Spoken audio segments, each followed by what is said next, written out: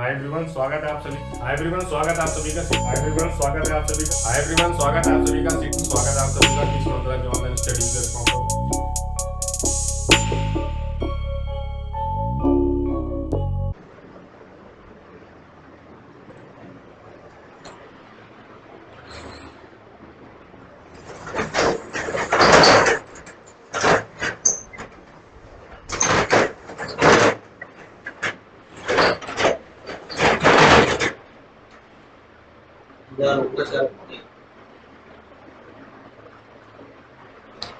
Hi everyone, स्वागत है आप सभी का टीच मंत्रा के ऑनलाइन स्टडी प्लेटफॉर्म पर। सो जैसा कि करंट अफेयर की हमारी डेली क्लास होती है और उसमें हम डेली वाइज बेहतरीन करंट अफेयर शेयर करते हैं और डिस्कस करते हैं।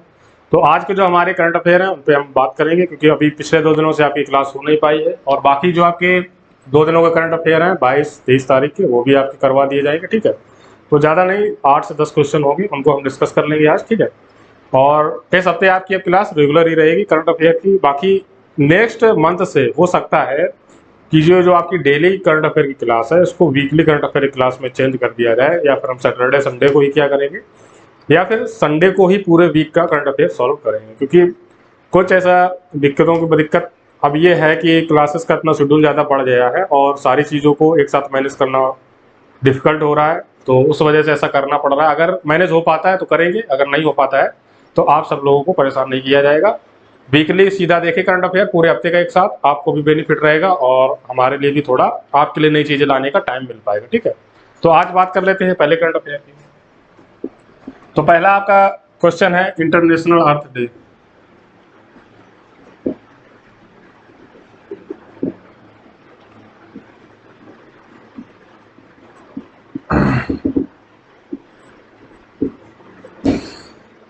अंतरराष्ट्रीय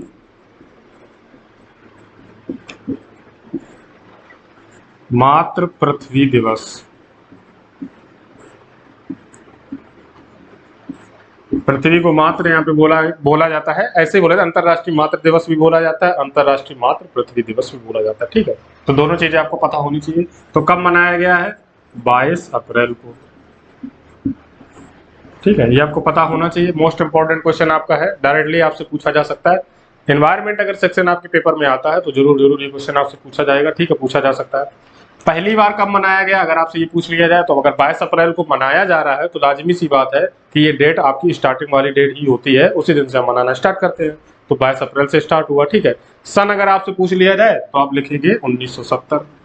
ठीक है, 22 अप्रैल 1970 से जो आपका यूएनईपी बोला जाता है, यूनाइटेड नेशन एनवायरमेंटल प्रोग्राम, आपकी एक संस्था है, प्राइवेट संस्था है, जो कि यूनेस्को के अंतर्गत आती है, काम करती है। ठीक है, यूएनईपी का काम क्या है? यूएनईपी का काम है कि पृथ्वी पे जितनी भी पर्यावरण संबंधी एक्टिविटीज हैं, जितने भी कार्य हैं, उन पे नजर रखना, और जिस देश को फंडिंग की जरूरत है कार्बन एमिशन को कम करने के लिए, ग्लोबल वार्मिंग को कम करने के लिए, इन सब चीजों में अपना सहयोग देना और उन देशों के लिए एक पॉलिसी बनाना, उन देशों से पॉलिसी के बारे में मांग करना कि आप अपने देश में ऐसा क्या कर रहे हैं जो जिससे कि कार्बन एमिशन कम हो रहा है। ठीक है, तो ये सब आपके बेसिक्स है, ये आपको पता होनी चाहिए। ठीक है, किस संस्था का क्या काम है, ये सब चीजें आपको पता होनी चाहिए। यूएनईपी है, इसका हेडक्वार्टर कहाँ है? नैरोबी में। ठीक है, ये भी आपको पता, नैरोबी मतलब केन्या की राजधानी। ठीक है, ये भी आपको पता होना चाहिए। तो 1970 22 अप्रैल में प्रथम बार मनाया गया। कौन से नंबर का मनाया जा रहा है ये आपसे पूछ लिया जाए तो 52 नंबर का, 52 52 नंबर का मनाया जा रहा है। ठीक है, और अगर इस पे पूछ लिया जाए कि आपका थीम क्या है, थीम आपका मोस्ट इंपॉर्टेंट हो जाता है। थीम तो आपको जरूर पता होना चाहिए, थीम के बिना तो काम बन ही नहीं सकता है। क्योंकि पृथ्वी दिवस कब मनाया जाता है? 22 अप्रैल को। ये हर बच्चे को पता हो सकता है कि पृथ्वी मतलब इसकी थीम क्या रही इस वर्ष, वो ना पता हो, और वो आपको पता होना बहुत ज्यादा जरूरी है। ठीक है, तो इस बार की थीम क्या रही है? हमारे ग्रह में निवेश। हिंदी में अगर लिखेंगे तो हमारे ग्रह में निवेश। क्या हो जाएगा? Investment in our planet. ये आपका इस बार का थीम हो जाता है पृथ्वी दिवस अर्थ डे का। ठीक है, तो ये आपका क्वेश्चन पहला था, इसको हमने बहुत अच्छे से डिस्कस किया, सॉल्व किया है। और यूएनईपी के बारे में आपको पहले से पता है, यूनेस्को आपको पहले से पता है, डब्ल्यूएचओ हो गया, यूनाइटेड नेशन ऑर्गेनाइजेशन हो गया, ये सारी संस्थाएं आपकी प्राइवेट संस्थान है जो कि वर्ल्ड लेवल पे काम करते हैं एक सतत कॉन्टिन्यूअस अर्थ डेवलपमेंट को जारी रखने के लिए, ठीक है, शांति एवं सहयोग की सद्भावना को बनाए रखने के लिए, ठीक है। तो इतना आपको पता होना चाहिए। चलते हैं फिर अपने नए क्वेश्चन पे। अगला क्वेश्चन क्या है?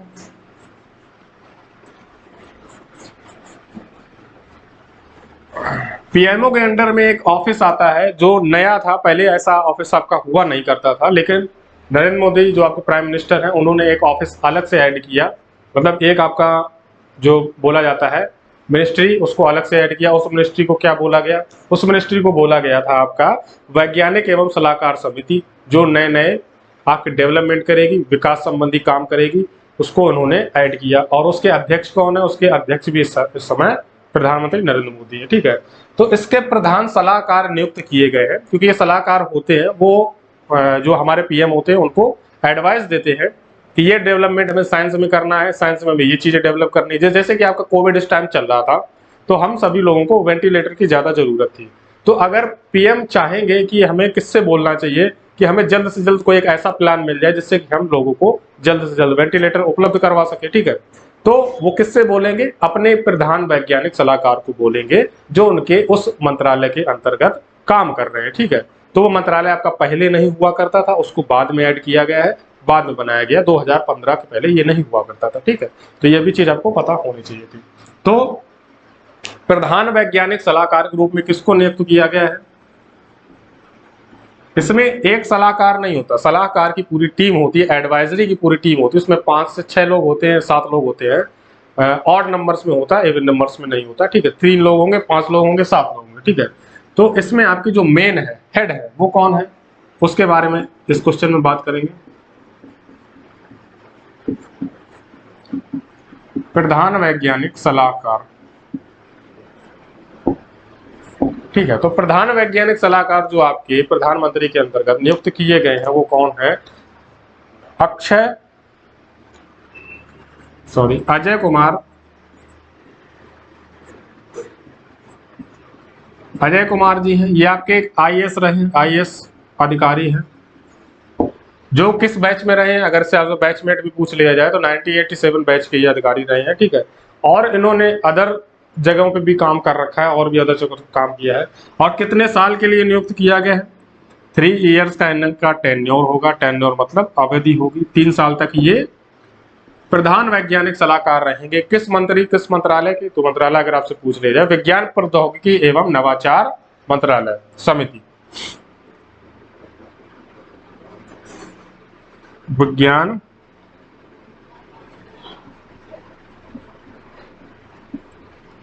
प्रौद्योगिकी एवं नवाचार सलाहकार समिति, ठीक है। विज्ञान प्रौद्योगिकी एवं नवाचार सलाहकार समिति, इसके हेड कौन होंगे? इसके हेड अब आपके होंगे अजय कुमार जी, जो एक आईएएस ऑफिसर थे, उनको अब इसमें नियुक्त किया गया, ठीक है। तो ये आपका क्वेश्चन हो जाता है। सेकंड क्वेश्चन अच्छे से सॉल्व कर लिया हमने। अब चलते हैं नेक्स्ट क्वेश्चन पे आपका।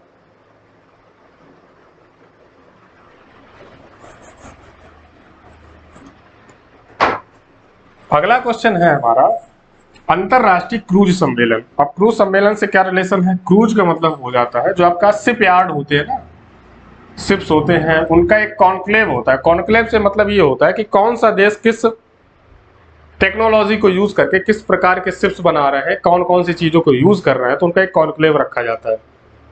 सम्मेलन में सभी देश आएंगे, इतने देश हिस्सा लेंगे, तो उस देश इस क्रूज सम्मेलन की भारत प्रथम बार मेजबानी कर रहा है।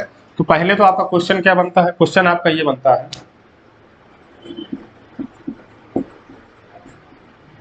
अंतरराष्ट्रीय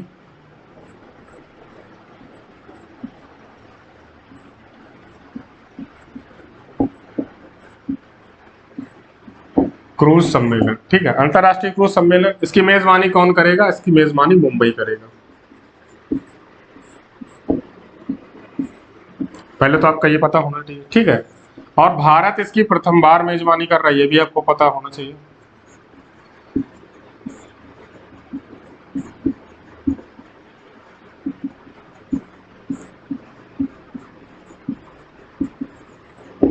ठीक है, भारत प्रथम बार मेजबानी कर रहा है। अंतरराष्ट्रीय क्रूज सम्मेलन जो आपका होता है, इससे रिलेटेड जो भी जानकारी है ये आपको इतना पता होना चाहिए, ठीक है। भारत इसकी प्रथम बार मेजबानी कर रहा है। भारत का कौन सा शहर मेजबानी कर रहा है? तो मुंबई। मुंबई का जो डॉक से यार्ड है आपका, मुंबई का पड़ जाता है, वो आपका मुंबई समुद्र पत्तन जो बोला जाता है उसके अंतर्गत जो चीजें आती हैं वो अपना मिलके किसके अंतर्गत में काम कर रहे हैं? कौन सी दो संस्थाएं जो मिलके इसका आयोजन करवा रही हैं? तो अगर आपसे ये पूछ ले जाए तो केंद्रीय बंदरगाह जो आपका है समिति मंत्रालय वो करवा रहे हैं, और आपका एक और हो जाता है मुंबई पोर्ट अथॉरिटी, ठीक है। एक तो हो जाता है आपका सेंट्रल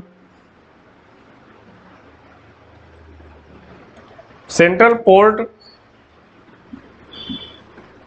अथॉरिटी, ठीक है, और एक हो जाता है आपका मुंबई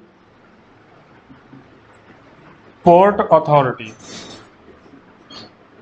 ये दो आपका मिलके इसका आयोजन करवा रहे हैं, ठीक है। तो डायरेक्टली क्वेश्चन आपसे यही पूछा जाएगा कि हाल ही में हुए अंतरराष्ट्रीय क्रूज सम्मेलन का मेजबानी किस देश ने की है? तो भारत बताएंगे। भारत के किस शहर ने की है? तो आप बताएंगे मुंबई, ठीक है। तो इतना आपको पता होना चाहिए, ठीक है। तो इतना क्वेश्चन हमारा हो जाता है, और इससे अगर क्वेश्चन से आपकी नॉलेज वो है रिलेशन लिखा हुआ चीजें वो आपको नोट्स में मिल जाएगा। नोट्स तो आपके हर एक क्लास में मिलते ही, ठीक है। पीडीएफ में आपको सारी चीजें मिलेंगी ही मिलेंगी।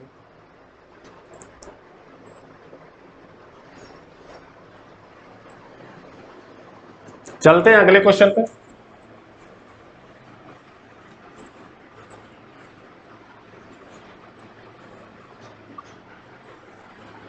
अगला क्वेश्चन जो हमारा है,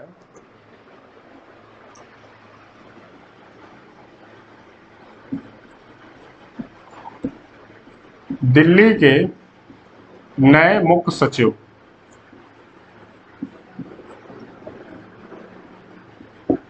दिल्ली के नए मुख्य सचिव कौन नियुक्त किए गए हैं? अगर आपसे ये क्वेश्चन पूछा जाएगा तो आपको बताना है नरेश कुमार।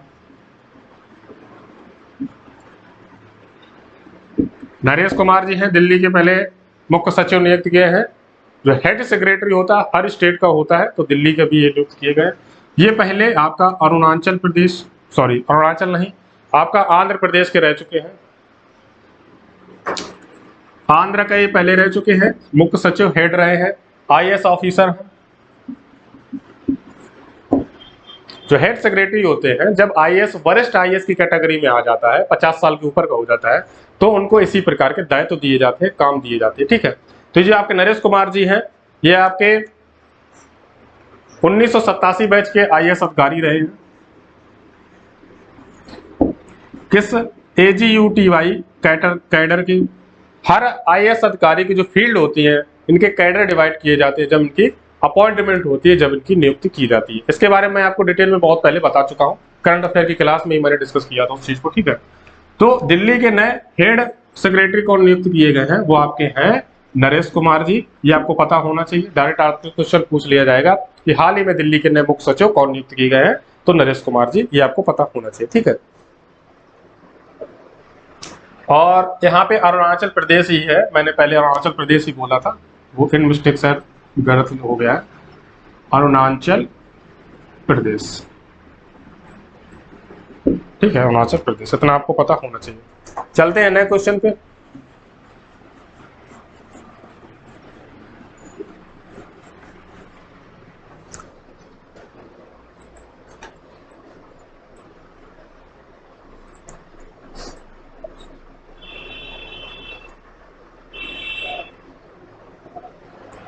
तो अगला क्वेश्चन आपका आता है साइबर अभ्यास।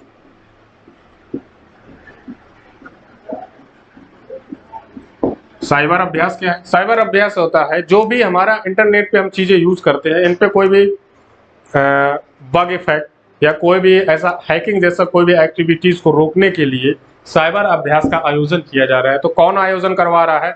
नाटो द्वारा आयोजित किया जा रहा है। नाटो आयोजित कर रहा है। अब नाटो के बारे में आपको पता होना चाहिए, नाटो क्या है?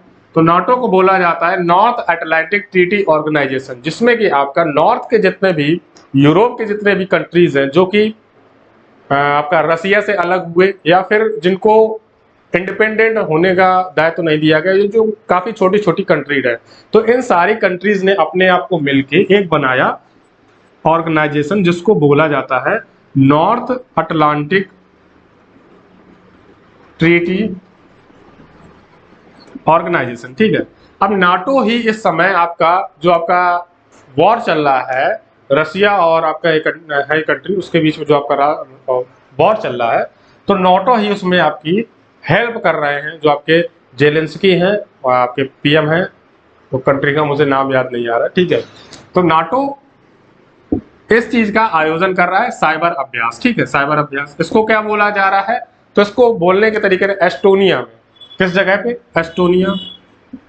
अगर ये पूछ लिया जाए आपका तो किस जगह पे किया जा रहा है, एस्टोनिया। एस्टोनिया जो आपका एक राजधानी है, वहां पे किया जा रहा है, ठीक है। और सबसे बड़ा लाइव फायर इवेंट यहाँ पे ऑर्गेनाइज किया जाएगा, लाइव फायर इवेंट। अब करंट अफेयर में आपसे ये भी पूछा जा सकता है कि लाइव फायर इवेंट का संबंध किस चीज से है, तो आप बताएंगे साइबर एक्सरसाइज, ठीक है।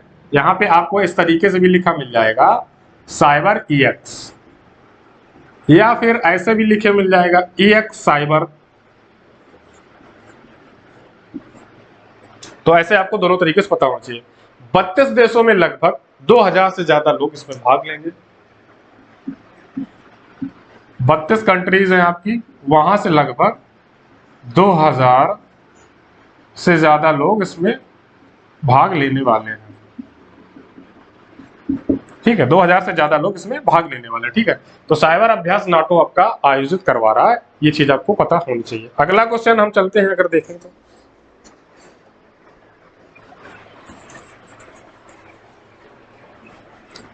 जितने भी आपके इंपॉर्टेंट क्वेश्चन है वही हम यहाँ पे सॉल्व करते हैं। बेवजह के क्वेश्चन ऐड करने का कोई मतलब नहीं बनता है। मैं काफी क्वेश्चन स्किप करता हूँ, तो जो बच्चा अगर रेगुलर फॉलो कर रहा है तो उसको इस चीज का एहसास हो जाएगा जब वो एग्जाम में बैठेगा, ठीक है। अगला है आपका बबीता सिंह।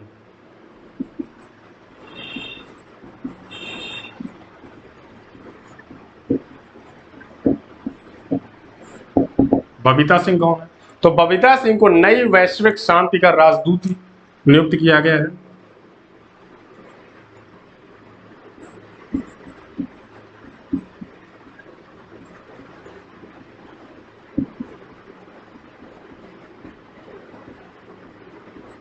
वैश्विक शांति मतलब वर्ल्ड पीस एम्बेसडर इनको नियुक्त किया गया है। शॉर्ट फॉर्म में क्या बोलेंगे, WPA, वर्ल्ड पीस एम्बेसडर इनको नियुक्त किया गया है, ठीक है। एशिया अफ्रीका और आपका जो बोला जाता है कंसोर्टियम के सहयोग से इस चीज का आयोजन किया गया, एक कॉन्क्लेव का आयोजन किया गया, इंडिया इंटरनेशनल कॉन्क्लेव, ठीक है। क्या है, इंडिया इंटरनेशनल कॉन्क्लेव 2022, ठीक है। तो इसी के अंतर्गत इनको ये सम्मान दिया गया है। वर्ल्ड पीस की नई जो राजदूत होंगी वो कौन होगी, बबीता सिंह होगी। ये चीज आपको पता होनी चाहिए थी। चलते हैं अगले। अगला है आपका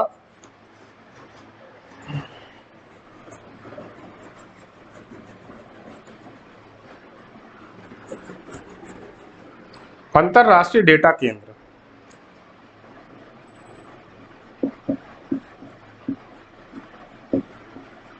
अंतरराष्ट्रीय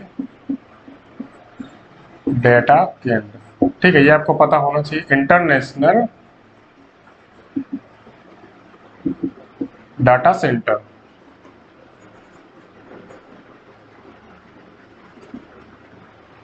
इंटरनेशनल डाटा सेंटर। तो निक्सी और सीएससी के समझौते के बाद साथ में कौन कौन सा इसमें मिले हैं, निक्सी, सीएससी। सीएससी के अंतर्गत जितने भी आपके ये बोला जाता है सीएससी केंद्र नहीं होता आपके लोकवाणी केंद्र, तो वो जितने भी जितने भी डेवलप किए गए इंडिया में वो सीएससी के द्वारा ही डेवलप किए गए, ठीक है। ये आपका मुख्य डाटा केंद्र हो जाता है। आधार से रिलेटेड जो भी काम हुए, जो भी डेवलपमेंट किए गए वो भी सीएससी के द्वारा किए गए। और निक्सी आपका हो जाता है जो आपका नेशनल जो आपका डाटा का है सेंटर, वो हो जाता है इंडिया का, ठीक है। और इसमें त्रिपुरा तीसरा स्टेट भी एक शामिल है, ठीक है, त्रिपुरा। तो ये तीनों ने मिलकर एक MOU साइन किया है, जिसके अंतर्गत ये एक अंतरराष्ट्रीय डेटा केंद्र की स्थापना करेंगे, ठीक है। इसके अंतर्गत कितने रुपए का इन्वेस्टमेंट करने की बात की गई है, 150 करोड़ रुपए का इन्वेस्टमेंट किया जाएगा। ठीक है, तो आपको पता होना चाहिए कि अंतरराष्ट्रीय डेटा केंद्र में किन सहयोगों के आधार पर एमओयू साइन किया गया है।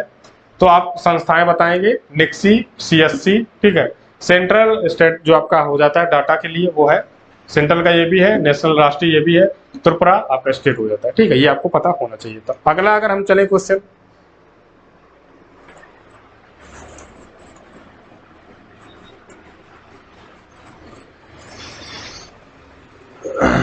तो Wisden अल्मनैक, wisdom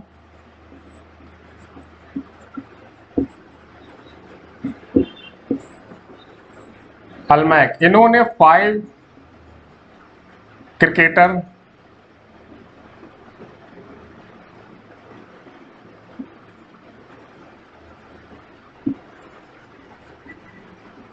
of the year घोषित किए हैं।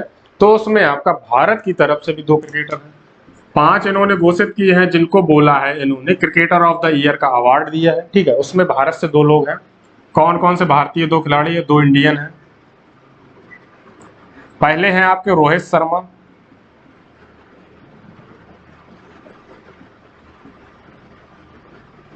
सेकंड है आपके Jasprit Bumrah.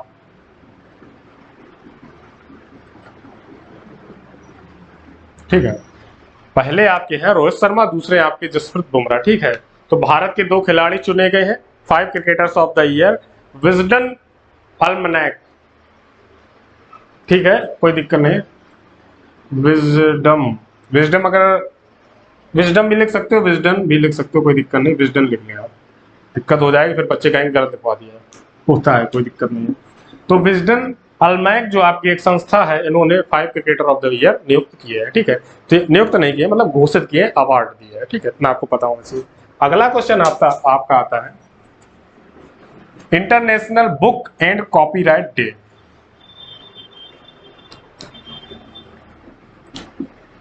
International book and copyright day. ठीक है, international book and copyright day कब मनाया गया, कब मनाया जाता है? 23 अप्रैल को मनाया जाता है, 23 अप्रैल को। ठीक है, और किसकी याद में क्यों मनाया जा रहा था? इस दिन आपका शेक्सपियर की डेथ एनिवर्सरी को याद करते हैं। जो शेक्सपियर थे आपके इंग्लिश लिटरेचर के बहुत ही बड़े लेखक रहे, राइटर रहे हैं, उनकी डेथ एनिवर्सरी को याद करने के लिए हम मनाते हैं international book and copyright day 23 अप्रैल को। पुस्तक दिवस एवं पुस्तक से रिलेटेड जो भी कॉपीराइट होता है मतलब उल्लंघन, आप किसी भी चीज को कॉपी नहीं कर सकते हो, दूसरे ने अगर लिखा है तो आप अपनी किताब में नहीं छाप सकते हो, आप अपने नाम से उस चीज को पब्लिश नहीं करवा सकते हो, उसको कॉपीराइट बोल दिया जाता है। ठीक है, तो 23 अप्रैल को मनाया जाता है शेक्सपियर की मृत्यु को याद करने के लिए। ठीक है, मतलब डेथ एनिवर्सरी को मनाने के लिए, उनको स्मरण करने के लिए ऐसा बोला जाता है। ठीक है, तो कोई दिक्कत नहीं है, ये आपके क्वेश्चन आज के हो जाते हैं। तो बेसिकली जो आपके आज क्वेश्चन थे सारे मैंने सॉल्व करवा दिए। ठीक है, मिलते फिर आपसे एक नई क्लास में बेहतर चीजों के साथ। शाम को आपका हो सकता है लेखपाल से रिलेटेड कोई भी एक नई क्लास है, और मैथ्स का क्लास होएगा आपका, और जो दोपहर में आपका प्रियम सर की क्लास फिजिक्स की होने वाली है वो तो आपकी होगी, और जो मतलब रेगुलर क्लासेस है वो आपकी सारी होंगी। लेखपाल से रिलेटेड जो बैच है वो आपका, उससे रिलेटेड जो भी क्लासेस है अपडेट करवाई जाएगी। हिस्ट्री का सीरीज आपका स्टार्ट हो जाएगा, आज से पूरी कोशिश है कि स्टार्ट हो जाएगी। अगर नहीं हो पाता है तो 1 या 2 दिन का डिले और लगेगा, उसके साथ बाद भी चीज़ें आपकी स्टार्ट हो जाएगी। तो परेशान ना हो, सारी चीज़ें अब रेगुलर होने वाली हैं, और मंथ एंड की तरफ हम बढ़ रहे हैं, और आपके लिए मई में और भी नई नई चीज़ें आएंगी। ठीक है, तब तक के लिए ऐसे हंसते रहे, मुस्कुराते रहे, टीच मंत्रा परिवार के साथ जुड़े रहे। जय हिंद, जय भारत। ठीक है।